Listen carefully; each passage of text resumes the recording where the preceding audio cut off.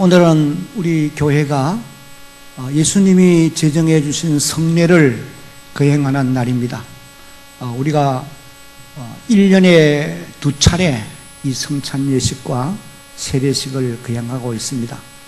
초대교회 성도들은 이 성례를 모일 때마다 이런 예식을 거행했던 것을 볼 수가 있습니다. 그러나 오늘 한국교회는 대부분이 이제 이런 예식을 1년에 2차례 정도, 또 조금 더 많이 하는 교회들도 없지 않아 있기는 합니다. 예수님이 세례와 성찬식을 성례로 제정을 해 주셨습니다.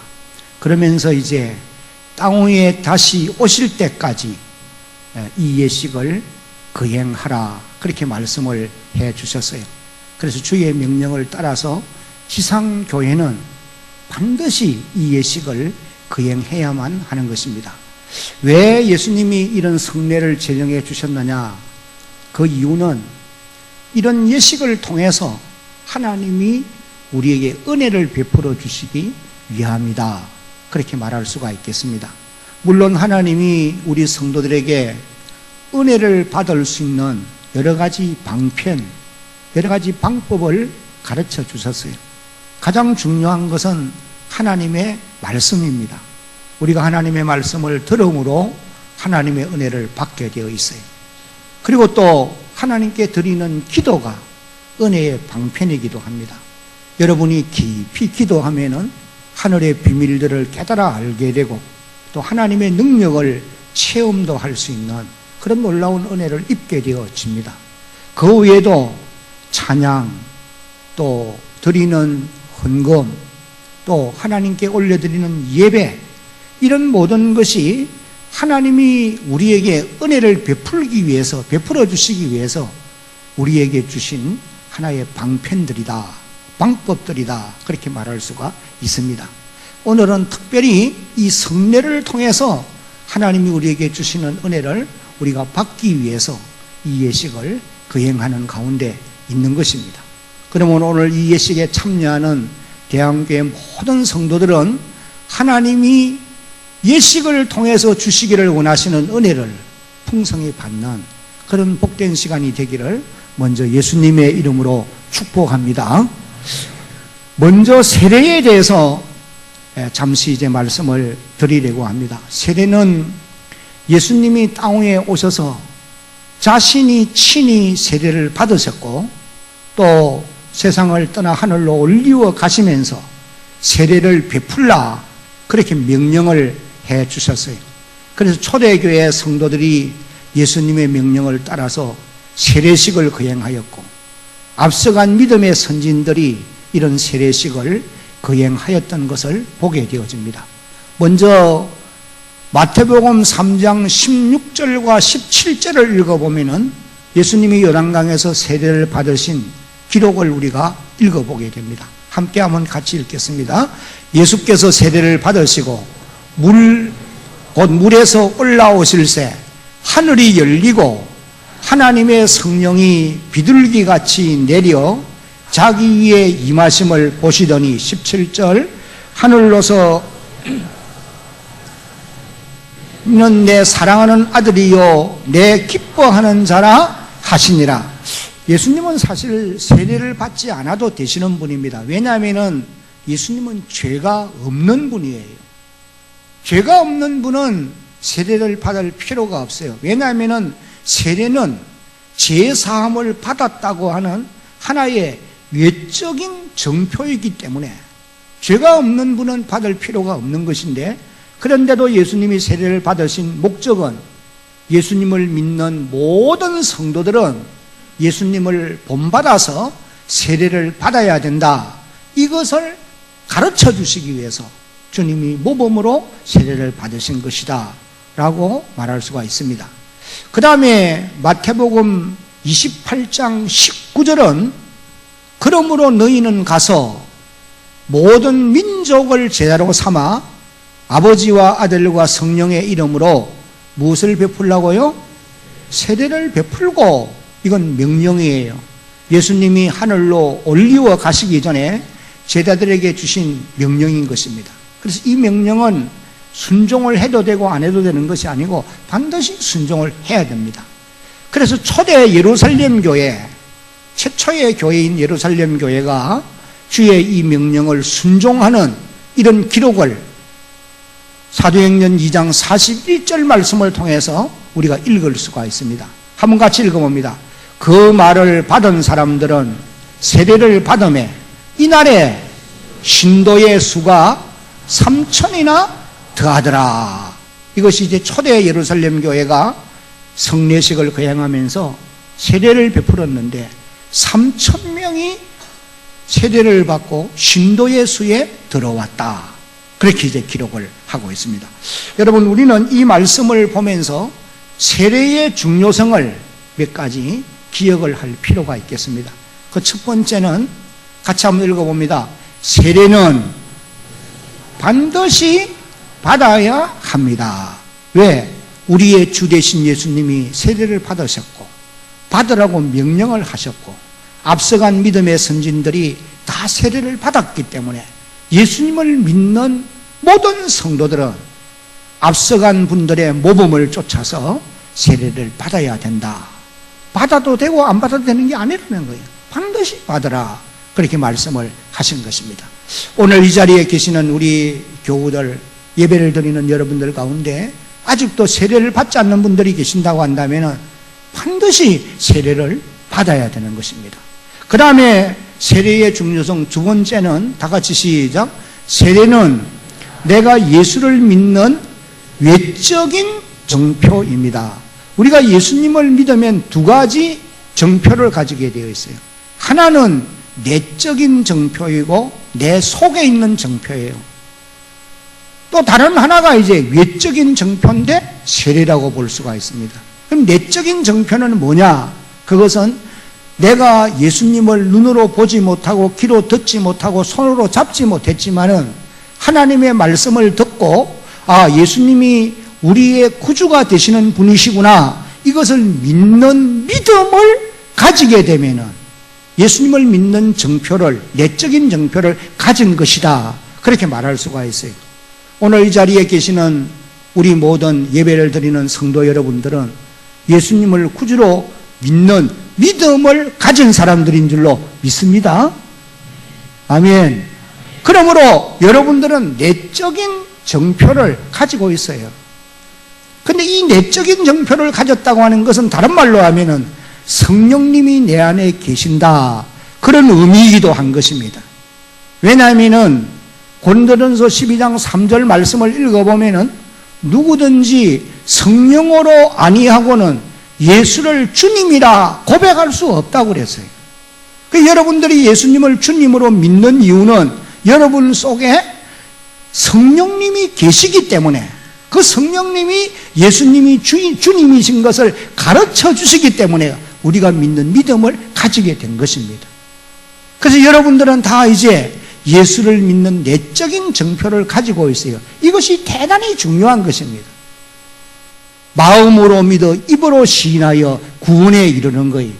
근데 내적인 정표를 가지고 있는 이것은 다른 사람들이 알 수가 없습니다.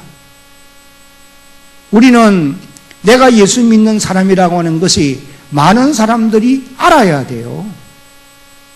그것을 알리기 위해서는 외적인 정표, 사인이 있어야 된단 말이에요. 그래서 교회가 세례를 베풀고 세례를 받는 사람들로 하여금 성찬 예식에도 참여하게 하고 교회의 여러 직분도 받게 하고, 그리고 또 교회의 여러 가지 사역, 일들도 하게 하는 것입니다. 교회에 나온 지는 오래되었는데 세례를 받지 않았다, 그런 사람에게는 집사로 임명을 할 수도 없고 직분자로 세울 수가 없어요. 또 그리고 그런 사람들을 찬양대회도 앉히고 교사도 시키고 그렇게 할 수가 없는 거예요. 왜? 내가 예수 믿는 사람이라고 하는 마음에 있는 정표를 바깥으로 내가 예수 믿는 사람이라고 하는 것을 나타내 보여야 이분이 예수를 구주로 믿는 사람이라구나, 이걸 인정하고 교회가 사역도 시키고 직분도 주고 성찬에도 참여하게 하고 그렇게 하는 것입니다.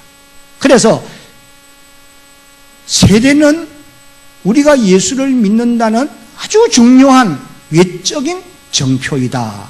그렇게 이제 말할 수가 있다는 것입니다. 그 다음에 세례의 중요성 세 번째는 한번 같이 읽어봅니다. 시작.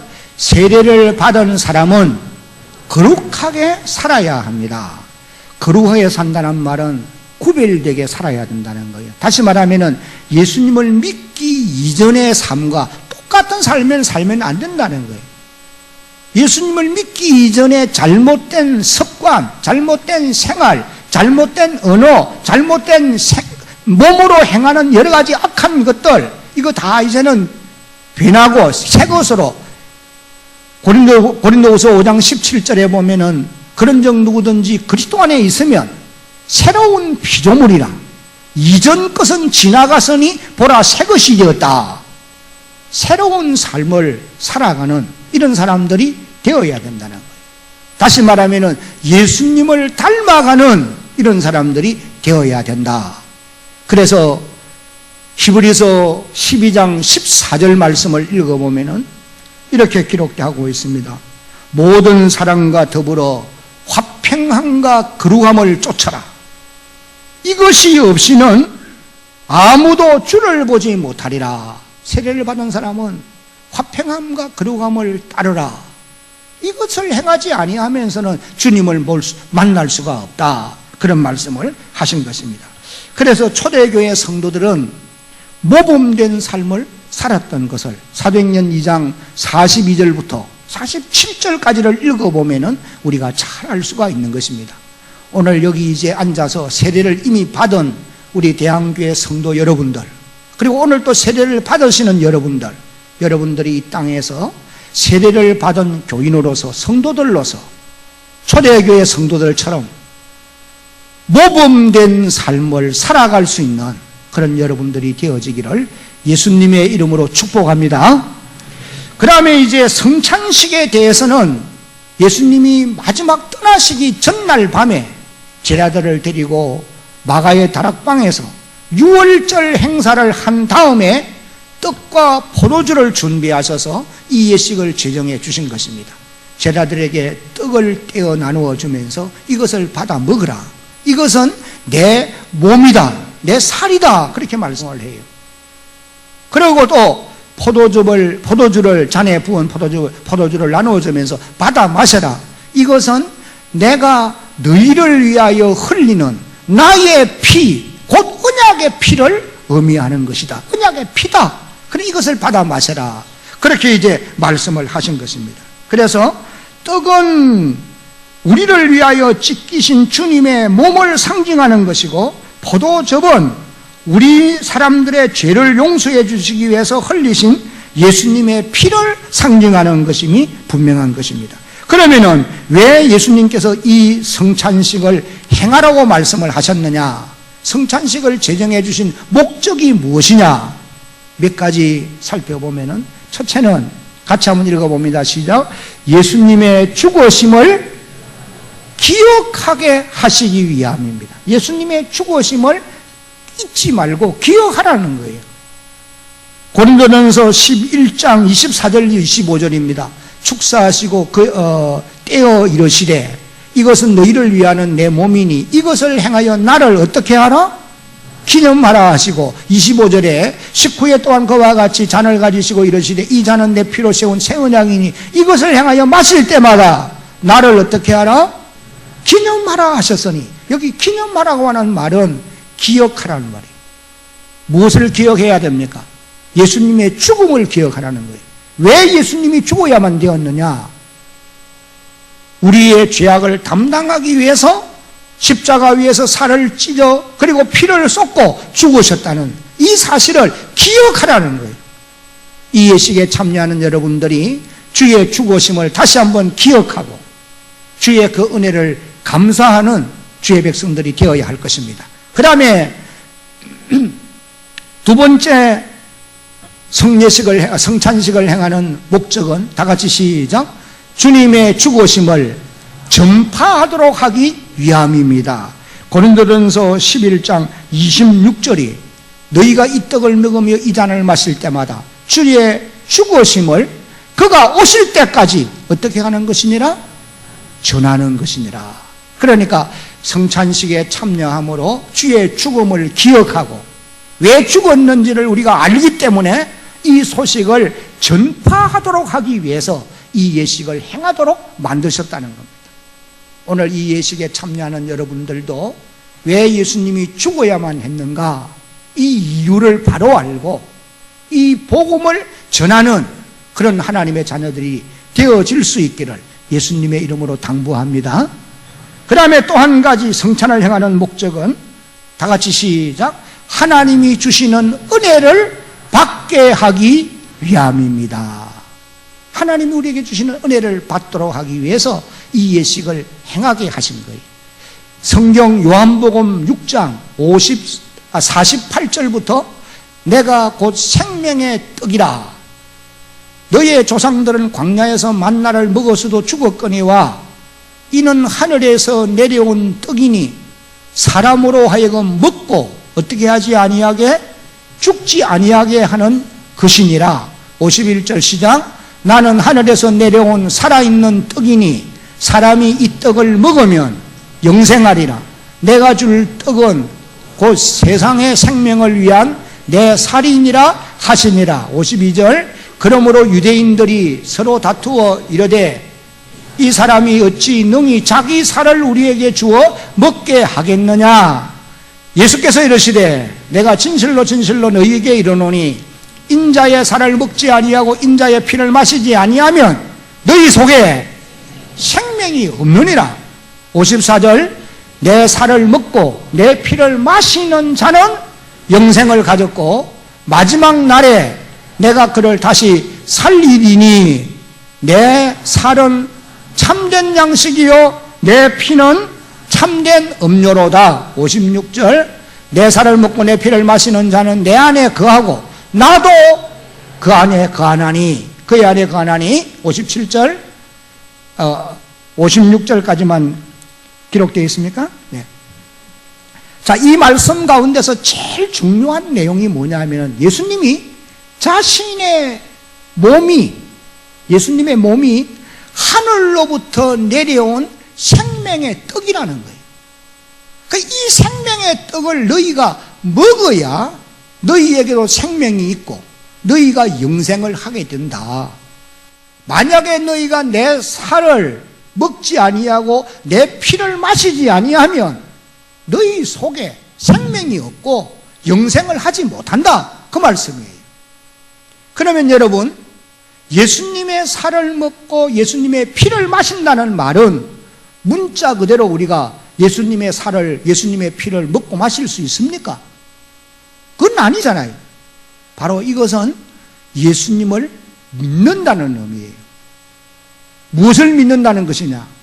예수님이 우리의 죄악을 담당하기 위해서 십자가에서 몸을 찢고 피를 흘려서 죽으신 것을 믿는 것을 일컬어서 이렇게 이제 표현하고 있는 말씀이에요.